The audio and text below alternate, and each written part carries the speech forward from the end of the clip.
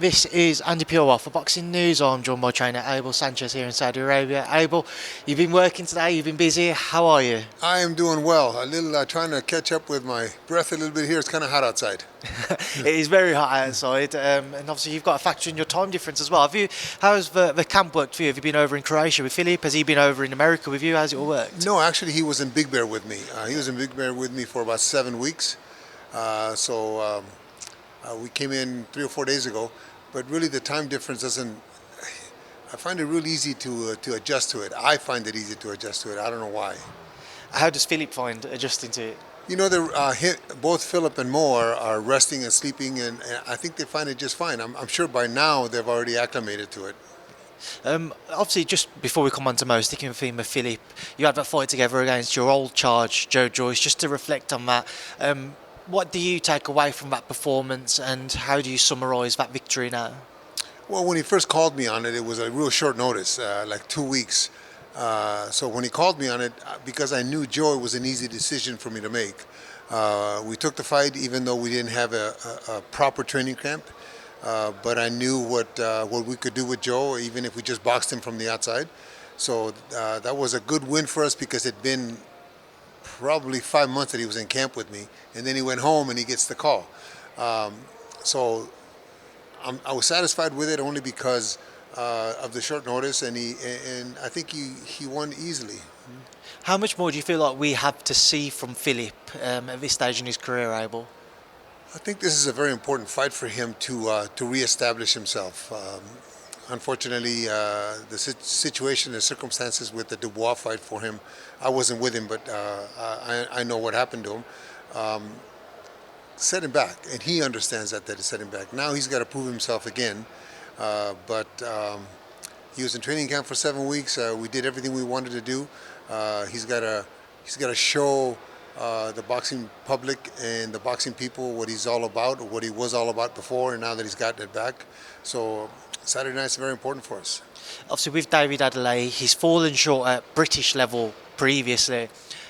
Working with Adam Booth now, and since that link up, he's had a few people praising him for the adjustments that he's been making. Why do you feel like this is the correct fight for Philip? You know, Adam has done a very good job with Adeleye. Even if it's not technical, just mental. To be with somebody that is knowledgeable is very important for a fighter. I feel that when a fighter changes camps, you got to change camps in a way that's going to benefit him. I have to believe that I think Philip changed camps and wanted to come with me after the loss to have a different look, to have a different perspective on the fight. And I think that for Adeleye, the same thing. They're both in a position to gain from Usyk's decision in the next, hopefully, 4 or 5 months. So it's important for both camps and both guys. One thing, obviously, we know with David, he's very fast and he's got powerful hands behind him as well. As does Philip, he's a very powerful man himself. What's the key for Philip to defeat David Adeleye on Saturday? He just has to be first. He just has to use his size and his jab and just keep kind of in a way like he did Joe, except that he wasn't as sharp as I would have liked him. Yes, David Adeleye has fast hands and he's a good puncher. But he's going to have to try to get inside of Philip, and if he can't, it's going to be difficult for him to fight from the outside. With Philip being as rangy as he is and a good mover, but it's not going to be easy for us. I can tell you that right now. I was about to ask, how important will those initial rounds be just to try and frustrate David a little bit? And if you do take him to, say, those middle rounds, that's where it can maybe play on David's mind a little bit more. Yeah, absolutely. I think the beginning rounds, because of David's hand speed, will be a very tactical rounds for us, not to make any mistakes. In the heavyweight division, one punch can change everything, right? So you can't make mistakes. So it's a matter of keeping David on the outside at the beginning and then seeing what he's got after that. And obviously you've teamed up with Mo as well. Talk to me about your time working together and how that all came about. I got a call right after his last fight on the Canelo card, the last fight that he had, and I was asked by His Excellency if I would consider working with Mo, and the way that it was asked, I was, of course I will. Mo's a talented young man that has a very, very big upside, And I found him to be in the gym kind of like Philip, a hard worker, disciplined, dedicated, never complains. So it's fun to work with somebody like that. Now we're going to see how far we can take him. He's going to fight on this card on the 16th and tentatively scheduled again to fight on the Canelo card. I try not to look ahead. I want to get this one out of the way first, and hopefully nothing happens as far as cuts or bruises or anything like that, and then fight him again. But kids like that, we need to keep them real busy. I think that's how they learn best. Obviously, because he's so young as well, then at such an early stage of his career, as you mentioned, there's been talks of him fighting on that Canelo-Crawford card. How easy is it for him to maybe overlook this weekend because he's got a massive opportunity a matter of weeks away again? No, I don't. I'm telling you about the next fight, but with him, I want to concentrate on this one. This is the one that's the most important. Why is it the most important? Because we don't win this one, we don't get the next one. So no, I try not to ever look ahead because again, one punch in a fight can change all your plans. Obviously, the main event on Saturday pits a prodigy for many people in Moses Itauma against more of a stalwart of a division in Dillian Whyte, a more experienced man. But a lot of people have been writing Dillian off. He's had a lack of activity over the last few years, the last couple of fights. Can't really read too much into them. How impressed have you been with Moses Itauma? You know, he's still young. I think Dylan is a good test for him. Probably the safest test of the veterans in that division. One good thing that I have heard and I've watched, Dylan is a little bit lighter, so he's going to be maybe a little quicker than he has been in the past. Maybe he's going to look better. Maybe he understands the task at hand too with a young man like that. But Moses is definitely a talent. He's definitely a talent, but he hasn't fought on a level of Dylan. Now, if he controls Dylan and beats him easily, then maybe we need to start really paying really close attention to him because he may rise a lot quicker than people think. Sticking with the theme of the heavyweights, I'm sure you've had a couple of people maybe ask you or speak to you about Anthony Joshua and Andre Ward. They've had a few back and forths over social media in the last 24 to 48 hours. Andre is seemingly calling AJ out. I know he hasn't boxed for the best part of 7-8 years now, but I spoke to Buddy McGirt earlier, and Buddy said to me, if Andre has called somebody out, he's done it because he sees something there that he can exploit. Do you think if Andre was to return, that's the case? He sees something there that he can defeat in Anthony Joshua? What he sees is green. That's what he sees. Money. That's a big fight for him. And Andre Ward being Hall of Famer, a great fighter in his own right, in his weight division. Never really got, I don't think he ever got the accolades and the big fights that he should have.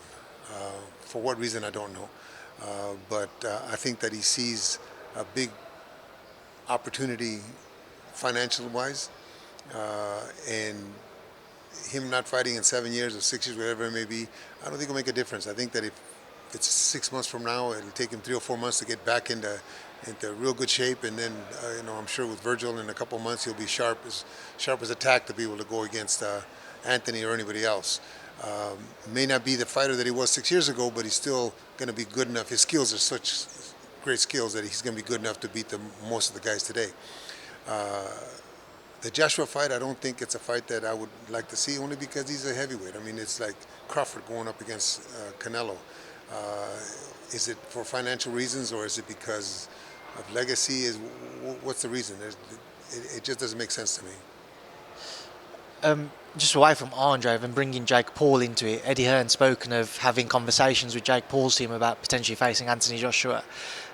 I would rather see Andre fight Joshua. Yeah. I think that's more legitimate. I think Jake Paul is the only fighter, the only boxer that he really fought was Tommy, and Tommy beat him. So I would not like to see that fight. What do you make of Jake's venture into the sport? And obviously various people have different opinions on it. Some are somewhat supportive of it, some are against it because he's obviously had big opportunities that other fighters who'll work their careers for don't get. What side of the fence do you feel like you slightly lean towards? Towards Jake Paul? Yeah. You know what? I give him all the props, man. He's got a gig going. He's got something that. Same with Ryan Garcia. You know, the YouTuber thing. I give him all the props, but as Andre Ward once said, stay in your lane. Stay in your lane. He's good at what he's doing right now. Just keep doing what you're doing. There's no reason to em- embarrass our sport. In terms of a legend of the sport, he came back recently and scored a draw with Mario Barrios, Mr. Manny Pacquiao. Going into that fight, I couldn't find a single person who had predicted Manny to defeat Mario, and he certainly gave good value on the night. A lot of people around the fight felt that maybe he did enough to nick it. What did you make of Pacquiao's return against Mario Barrios? Well, I thought that Manny had a chance because he was fighting I'm not gonna say the easiest, but the one that matched him up the best of the welterweight champions.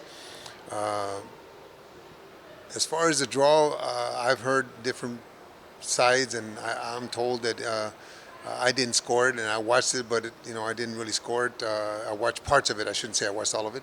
I'm told that many people thought that Manny won. It's difficult. I've never been one to criticize a fighter coming back after retirement because we don't know what their frame of mind is. We don't know what their reasons are, and it's none of our business. I don't want nobody telling me when to retire, and we shouldn't be telling him when to retire. If he were to fight somebody that beats him up, let's just say that destroys him, or like Cotto did when he fought Saddam Ali, when you could see that he was finished, then I would say that yeah, maybe it's time for him to retire. But he looked good enough so that he may fight again. I can't be the one to tell him to retire, and I don't think anybody should. He's actually made it quite clear, and his team have that he wants to ideally try and fight again at the end of this year.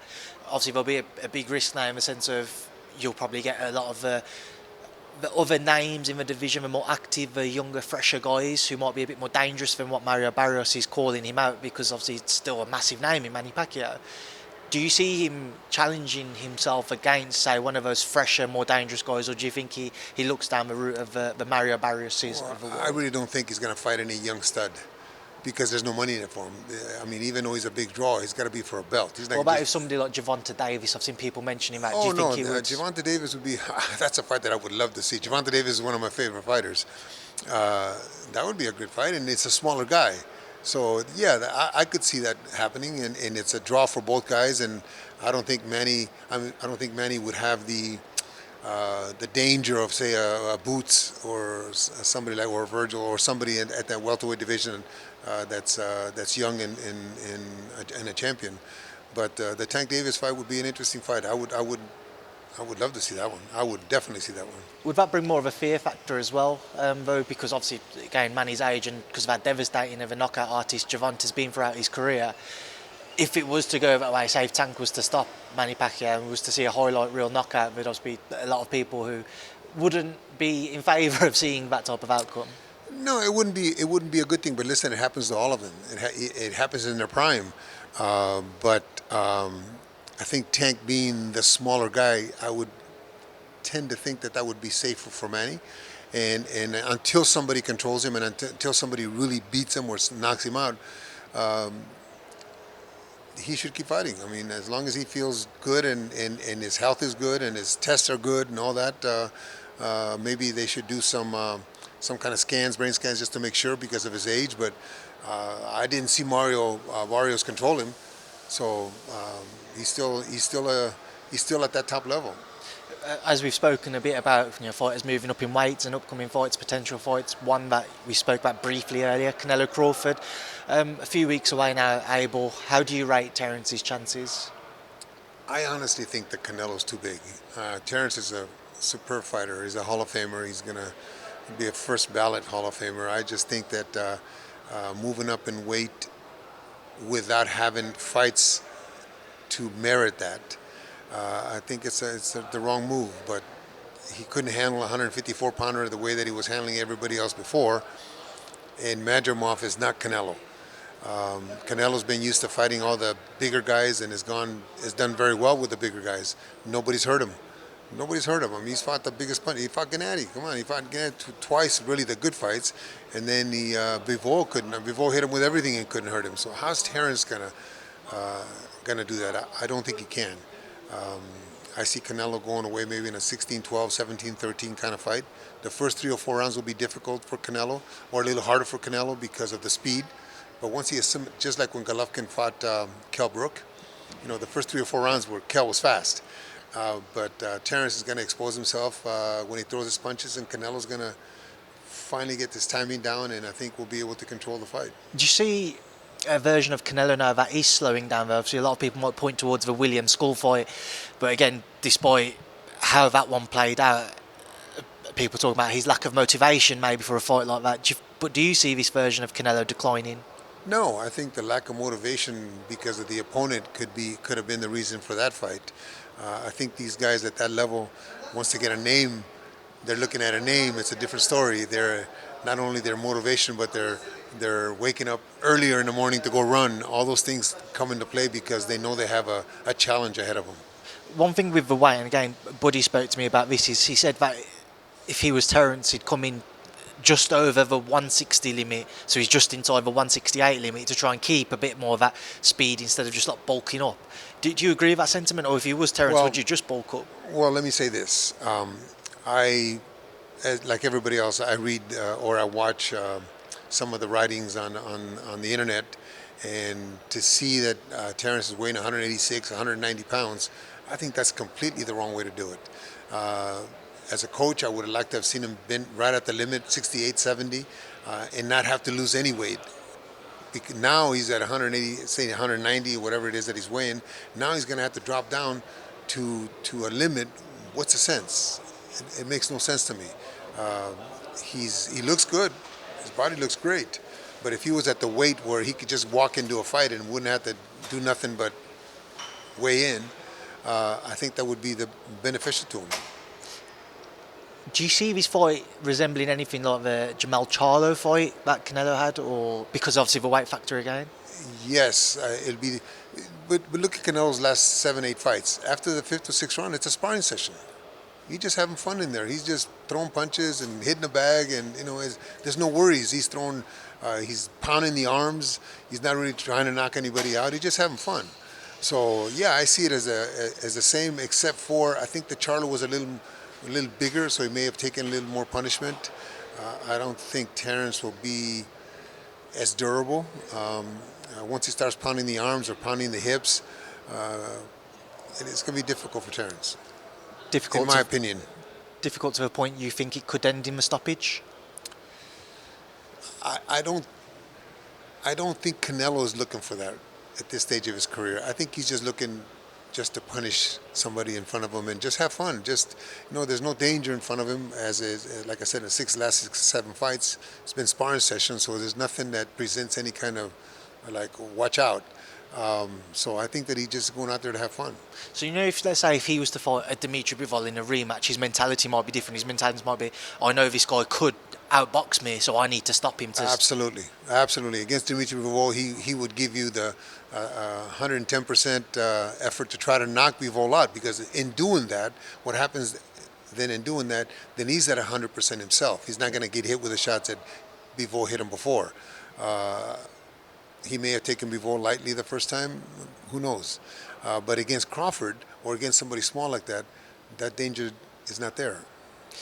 David Benavidez, he's obviously been linked with Canelo. Doesn't look like we'll see that at this moment in time, but he's fighting Haney-Yarde. What do you make of that fight, Abel? That's a good fight. Anthony will give him a hard time, but right now Benavidez is in a league of his own right now in that division. On the same card, Devin Haney and Haney-Norman Jr. Which side of the fence are you sitting on with that one? Devin has got to show, I think, us as the public and as the boxing community that he's willing to, what's the right word? Willing to make a statement. Willing to make a statement on who he was before the Garcia fight. Brian Norman is a heck of a test. Brian Norman was in camp with us for about 3 or 4 weeks up there in Big Bear. I watched his training. I watched his sparring. I watch how he handles his work. Talk about a true professional. That man's a true professional. He was there with his father and another man. They didn't have an entourage. They went into the gym. They did their job. They did their work. Very quiet, hard worker. So if he continues to be that way and does that, he's going to be a threat to those welterweights. He's going to be a big threat to those welterweights, and he may knock out Devin Haney if Devin doesn't try to make a statement against. I'm not talking about going balls out and try to knock each other out, but if he honestly tries to make a stand with his ability, because he's a heck of a boxer.